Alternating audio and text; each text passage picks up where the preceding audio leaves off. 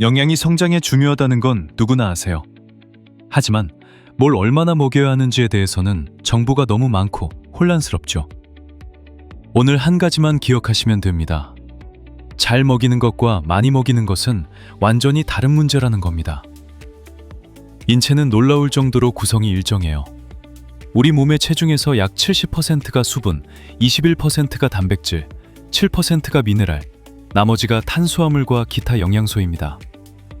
이 비율을 유지하면서 양적으로 성장하려면 특정 영양소가 특정 시기에 충분히 공급되어야 해요.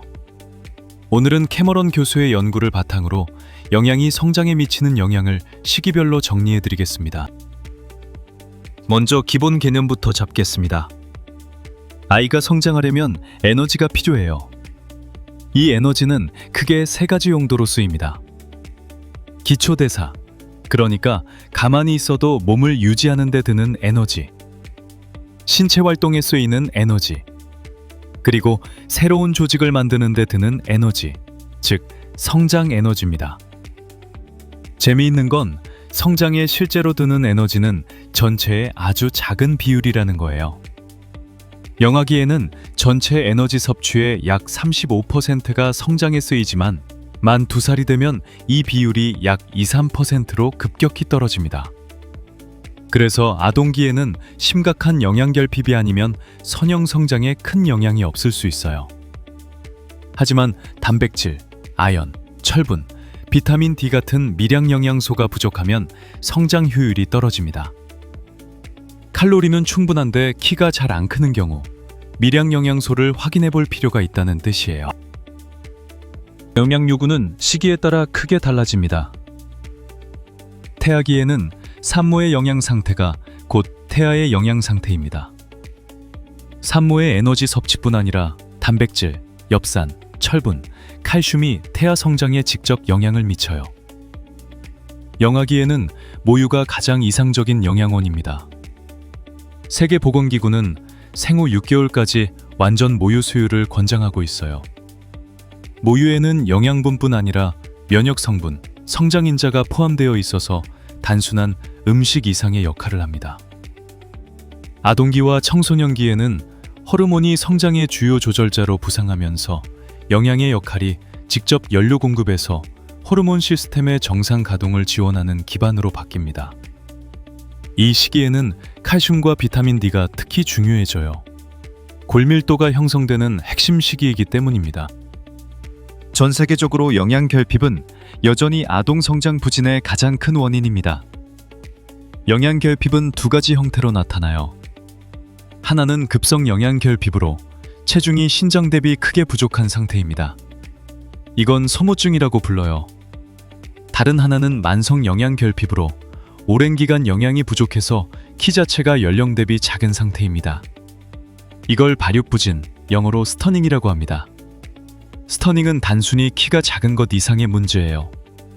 인지발달 지연, 학업 성취도 저하, 그리고 성인기의 생산성 감소까지 연결됩니다. 앞 시간에 다뤘던 성장은 사회의 거울이라는 표현이 바로 이 맥락에서 나온 겁니다. 영양보충 연구들을 보면 생후 1000일, 임신부터 만 2살까지 이 가장 결정적 시기이고 이 시기의 영양 개입이 장기적으로 가장 큰 효과를 보입니다. 한국을 포함한 선진국에서는 결핍보다 과잉이 더 큰 문제가 되고 있습니다.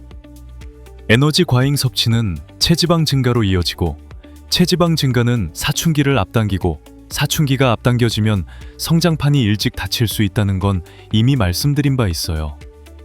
여기에 더해 과잉 영양은 성장의 질에도 영향을 미칩니다. 가공식품과 정제 탄수화물 위주의 식단은 칼로리는 높지만 미량 영양소는 부족한 경우가 많아요. 이런 상태를 숨겨진 기아, 영어로 히든 헝거라고 부릅니다. 아이가 많이 먹고 통통한데 키가 잘 안 크는 경우 이 숨겨진 기아를 의심해 볼 수 있습니다. 칼로리를 줄이라는 게 아니에요. 영양의 질을 올리라는 겁니다. 구체적으로는 단백질 급원을 다양화하고 채소와 과일을 통한 미량 영양소 섭취를 늘리고 가공식품의 비율을 줄이는 것이 핵심입니다. 실용적으로 정리해드리겠습니다. 영아기, 생후 0에서 2세. 모유 수유를 최대한 유지하시고 이유식은 6개월부터 철분이 풍부한 식품으로 시작하세요. 이 시기의 영양이 평생 성장의 기초를 놓습니다. 아동기 만 2세에서 11세. 편식 교정이 가장 중요합니다. 칼슘과 비타민 D를 확보하시고 과도한 과자, 음료 섭취를 제한하세요. 이 시기에 형성되는 식습관이 청소년기까지 이어집니다. 청소년기 에너지 요구량이 급증하는 시기입니다. 특히 칼슘 요구량이 하루 1300mg까지 올라가요.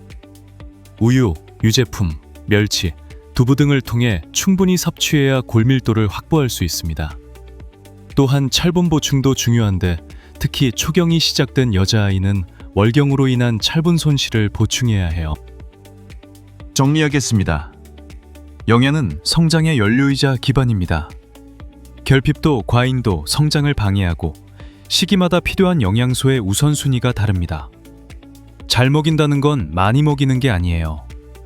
적절한 시기에 적절한 영양소를 균형 있게 공급하는 겁니다. 다음 시간에는 성장에 유전이 미치는 영향, 그리고 유전과 환경이 어떻게 상호작용하는지를 살펴보겠습니다.